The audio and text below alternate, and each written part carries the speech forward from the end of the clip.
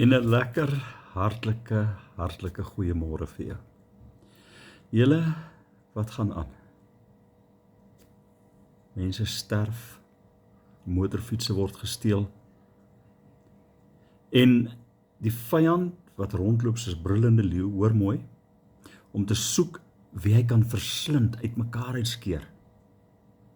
Die duiwel loop rond so 'n brullende leeu, soos 'n brullende leeu. Hy is nie 'n brullende leeu nie.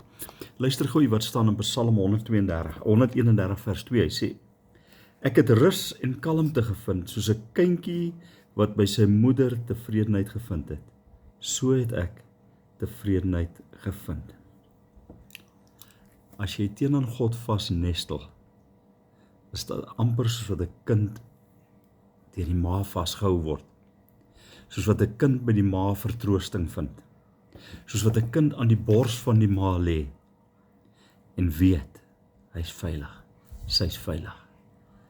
Ek wil vir jou vanmôre sê, kom nestel teen Jesus vas. Maak Psalm 131 vers 2 vir jou die psalm wat vir jou oorwinning gaan gee deur dit alles. Here, dankie vir die woord waarin ons altyd hoop, altyd rus, altyd vrede kan vind. Amen. Jy moet 'n baie lekker dag hê. Bye bye.